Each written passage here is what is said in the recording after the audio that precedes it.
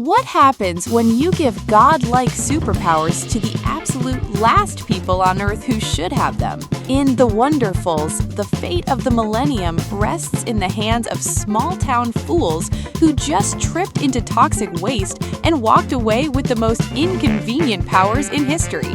Let's dive into the recap of the most chaotic, hilarious superhero meltdown of the year.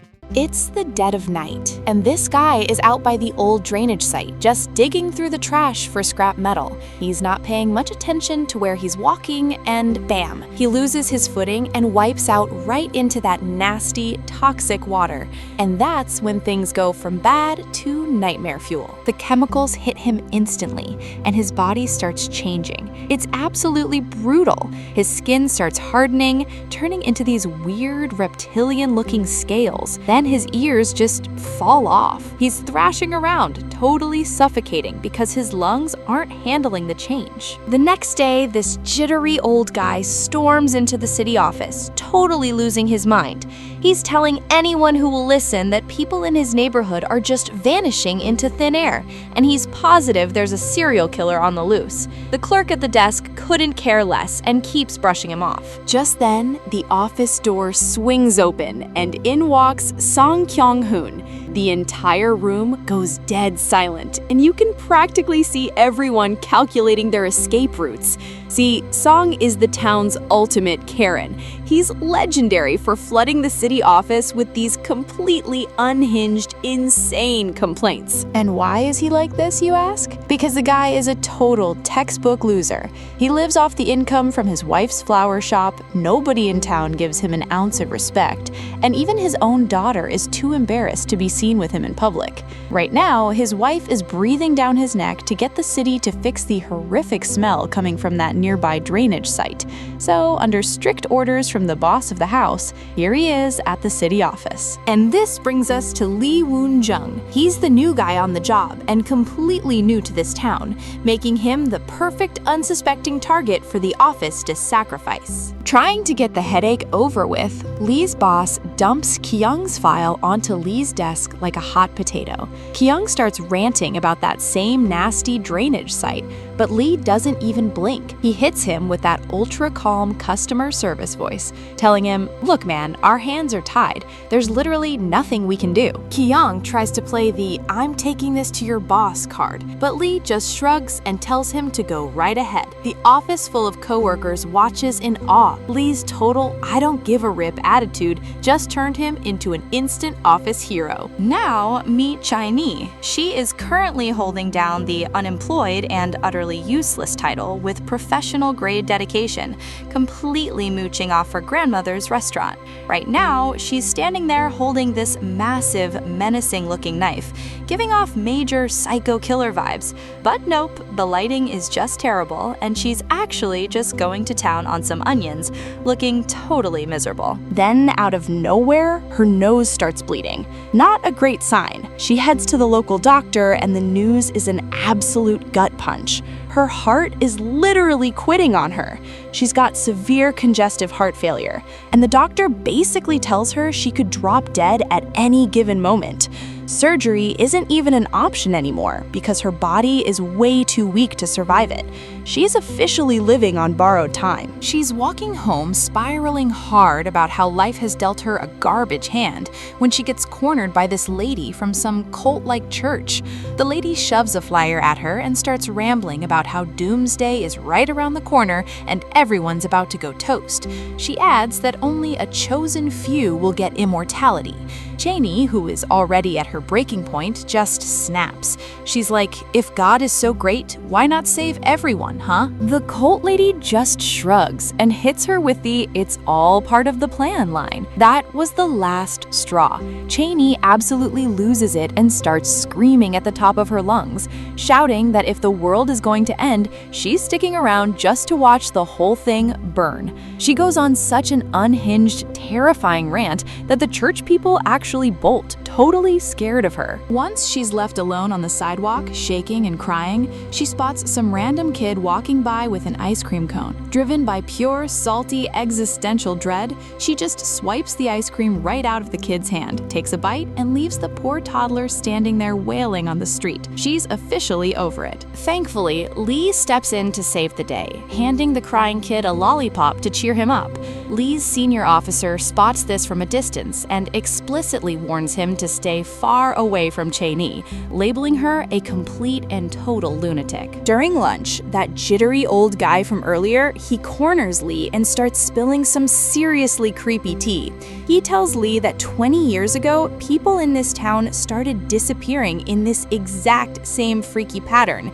He's basically like, listen, rookie, you're an outsider, so you have no clue how dark this place actually is. After hitting Lee with that heavy warning, the old man heads back to his cart. But then, that weird cult lady from the church shows up and gets in his face. He starts yelling at her to beat it, but then things get straight up supernatural. All of a sudden, everything around them just starts defying gravity, hovering in midair like it's no big deal. Turns out the lady brought Muscle, this mysterious guy who starts flexing some insane telekinetic powers.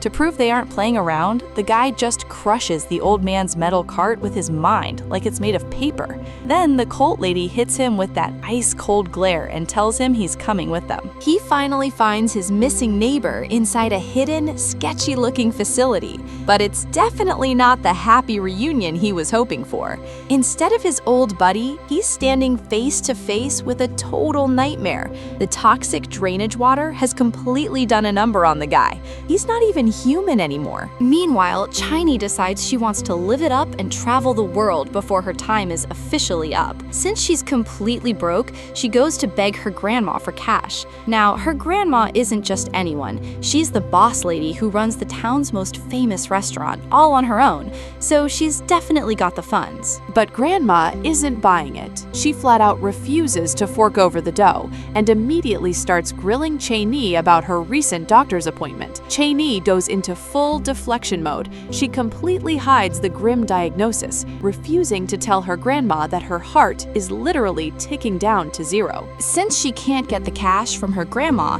Cheney decides her only option left is to pack her bags and run away from home. She sneaks out, but immediately bumps into her old high school friend, Kang. Now, you have to understand, Kang is quite literally the dumbest human known to mankind. He's a total blockhead. Cheney figures she can hit him up for a loan, but turns out he is just as broke as she is. The guy managed to blow through his entire life savings just trying to fix a leaky roof on his crappy rented house. But the escape plan is still very much a go. Cheney hits up the local supermarket to grab some supplies for her trip, and that's exactly when she bumps into Lee. Now, Lee is already on high alert, and when he spots Cheney carrying that massive, sketchy knife, his brain immediately connects the dots. He flashes back to the jittery old man's warning. There's a serial killer on the loose. He instantly flags Cheney as prime suspect number 1 and decides she is definitely hiding something sinister. As Cheney tries to leave the store, Lee goes full detective mode, grabs her heavy suitcase, and demands to know what's inside. True to her chaotic nature, Cheney snaps back, "None of your damn business." Lee tries to yank it away, but the latch gives out, the suitcase flies open, and all of Cheney's random junk and personal belongings explode into air. Realizing he just made a total fool of himself, Lee stands there completely embarrassed, but Cheney isn't about to let him off easy. She rewards him for his brilliant detective work, and then she demands he pay her laundry bill since he just dragged her clothes through the dirt. Lee, knowing he totally blew it, just has to stand there and take the L. Meanwhile, Kyung is chilling over at Kang's place. See, Kyung isn't just a fellow town loser, he's actually Kang's landlord. They hand out so much they're basically best friends. And remember that leaky roof Kang spent all his savings to fix? Yeah, it's still leaking like crazy because the scammy contractors totally played him. Right as the two of them are sitting there, wallowing in self-pity and ranting about how brutally broke they are, Cheney walks in. She looks at them and asks the golden question. Hey, you guys want to make some quick cash? Being absolutely desperate, they agree before she can even finish her sentence. That's when she starts laying out her master plan. Cut to Lee, who is chilling in his apartment looking over some highly classified files. These aren't standard city office documents. They're filled with creepy data about human experiments happening right by that drainage site. And yep, he is definitely more than just a regular desk clerk. Right on cue, his phone rings, and he answers with a total secret agent vibe, telling the person on the other end, "The job will get done. You don't need to keep calling me." Lee is definitely undercover. Now let's check back in on Cheney. Yeah, that's her master plan, a fake kidnapping. So while Kyung and Kang are sitting there high-fiving each other and reviewing their Oscar-worthy kidnapping footage, they have absolutely no clue that right behind them, Cheney is literally fighting for her life. Her heart rate spikes, she gasps for air, and within moments, her time is up. She drops dead right on the chair. When Kyung and Kang finally turn around and realize she's not acting, they completely lose their minds. Panic mode hits hard. I mean, who on earth is going to believe this was just a harmless fake kidnapping? Kang is a crying mess, desperately trying to wake up his childhood friend. But dead men, or in this case, dead girls, tell no tales. Suddenly, Cheney's phone starts buzzing. It's her grandma. Kyung, sweating bullets, instantly yanks the battery out of the phone to buy them some time. They decide the only way out of this nightmare is to pull a full-on crime movie move and hide the body. They load her up on a trolley and wheel her straight to the abandoned drainage site to dump her. But just as they are about to get rid of the evidence, Lee pops out of nowhere and catches them red-handed. They instantly freeze, awkwardly trying to hide the massive body behind their backs. Lee, suspicious as hell, demands to see what they're hiding. In the heat of the moment, everything goes sideways. The trolley slips, rolls down the embankment, and Cheney's body falls straight into the nasty, glowing, toxic water. Lee looks down, horrified, and asks, "What the hell is that?" Kyung, scrambling for the worst lie in human history, blurts out, that's my sex toy. We were just too embarrassed to show you." But Lee is absolutely no fool. He ignores the utter nonsense and runs straight down into the drainage pit. Kyung and Kang chase after him, but the ground is slick, and squelch, both of them lose their footing and splash right into the toxic sludge too. Lee finally reaches the body, recognizes Cheney, and immediately calls the cops. But by the time the police actually show up, her body has completely vanished from the water. The officer looks around, turns to Lee, and points. Is that the dead body you were yelling about?" Lee completely freezes, standing right there by the drain, looking perfectly fine and very much alive, is Cheney. Kyung looks like he's seeing a ghost, his eyes popping out of his head. And as for Kang, yeah, his brain completely short-circuits from the shock and he just faints flat on the spot. While everyone is left completely baffled over how on earth Cheney just cheated death, the episode drops one final massive plot twist right before the credits roll. We get a quick flashback to earlier in the day when Lee saved Cheyenne at the store. It turns out it wasn't just quick reflexes. The camera reveals that Lee actually possesses insane supernatural powers of his own. He secretly used telekinesis to stop that heavy object from crushing her, manipulating things from a distance without anyone noticing. So not only is Lee a secret agent, but he's also packing serious superpowers. Talk about a crazy cliffhanger.